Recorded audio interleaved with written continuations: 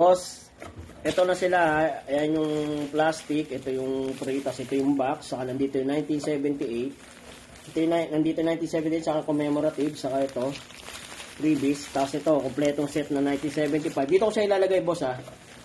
Ayan. Para may ano kayo. Ayan. Para hindi naman mayuyupi ito sa may lagayan ng rider. Sa kumpare ko. Tapos iti-tape ko, bossing.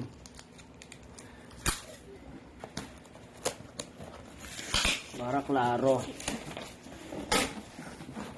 Para patuloy na. Hindi naman para galawin to ng kumpare ko.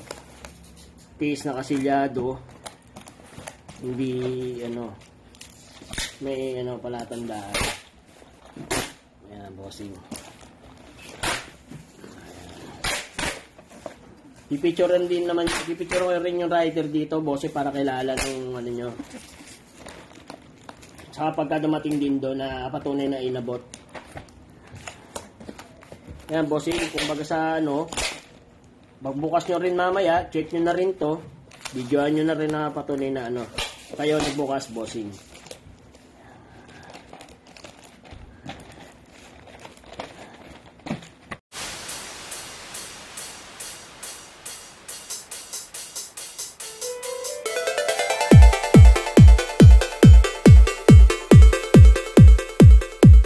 Magandang araw at magandang buhay mga kabarya. Ngayon ay magbubukas tayo ng aking mga nabiling barya. At ito ay sagot lamang sa mga nagtatanong kung ako ba talaga ay bumibili ng barya. Kaya pinakita ko kanina ang actual footage ng aming transaksyon ng aking pinagbilan na isang legit na seller at madaling kausap. Shoutout sa iyo, Salvador Urig. Napakabait at binigyan pa ako ng mga freebies. Pero take note mga kabarya, ang aking mga binibili ay yung mga barya na wala pa ako. Kadalasan, ito ay rare o hard to find.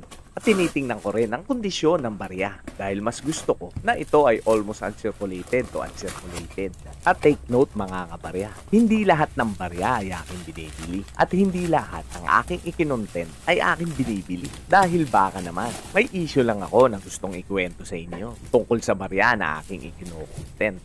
O kaya naman, dagdag kaalaman sa barya. Okay lang naman sa akin na mag-offer kayo ng inyong mga binibentang barya. Pero wag naman kayo magagalit kung ito ay hindi ko bibilin. Ibig sabihin lang nun, meron ako ng ino-offer nyo na barya o hindi ko talaga kailangan. At wag tayong maging judgmental at kung ano-ano ang masasamang sinasabi. Dahil sinasabi ko naman sa inyo ang aking mga hinahanap na barya. At ang karamihan ay nag-o-offer ng kung ano-anong barya na hindi ko naman kailangan. At eto na mga kabarya ang una kong ipapakita. Nakabox pa. Ang 1977. Ito ay under sa ang bagong lipunan series. Isang commemorative coin na nakaukit ang Banawi Rice Terraces. At kitang-kita nyo naman ang kanyang kondisyon na uncirculated.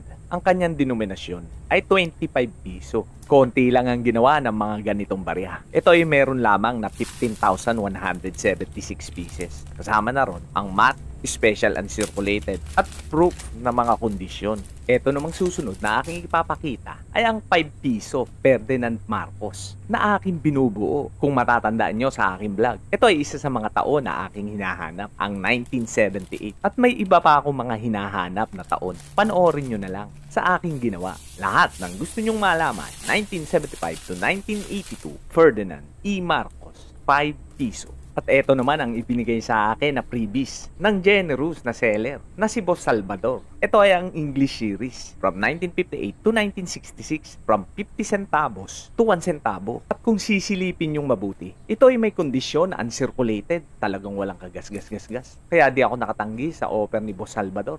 Paano naman? Freebies pa lang, panalo na. Free shipping pa. At hindi lang isa ang ibinigay sa akin na freebies. Binigyan din ako ng commemorative coin ng dekada ng kulturang Pilipino, 1 piso, na ginawa noong taong 1989. Makikita dito ang bust of 3 indigenous Filipino at ang Rice Terraces Hills. At eto na ang main event, ang talagang dahilan ng aking pagbili dahil maraming mga kolektor na may mga binubuong mga series. Kung ikaw ay mayaman, ano ang iyong bubuuin? Siyempre, ang mga barya na may mga halong ginto. Ito ay ang mga Spanish-Philippine coins. At yung iba naman, ang kinokolekta ay ang US-Philippine coin na gawa naman sa silver. Pero dahil nga ako naman ay hindi mayaman at ang kaya ko lang bilhin sa ngayon, ako ay nag-isip, ano ba ang aking bubuuin na gusto ko at may connection sa akin. At dahil nga ito, ginawa nung taon ng aking kapanganakan. At ito ay panahon ng aking idolo na presidente na si Ferdinand Marcos. Kaya naisip ko na bumuo ng isang kumpletong set ng ang bagong lipunan series o tinatawag nila na ABL series. At ito ay ginawa sa taong 1975 hanggang 1982. Umpisahan natin sa taong 1975 dahil ito ang pinaka-common sa lahat ng taon na lumabas na ABL series. Ang ibig sabihin lang nun, ito ang may pinakamaraming ginawa. Pero itong aking mga hawak ay mga rare dahil ito ay gawa sa Franklin Mint. At ang pagkakaiba ng common coin at gawa sa Franklin Mint ay pinaliwanag ko na sa nakaraang kong video. Panoorin nyo na lang para lubos nyong maunawaan. Ang nakikita nyo ay si Juan Luna na nakalagay sa 25 centimos. Kung susuriin nyo ang mga kondisyon yan, ito ay nasa uncirculated condition.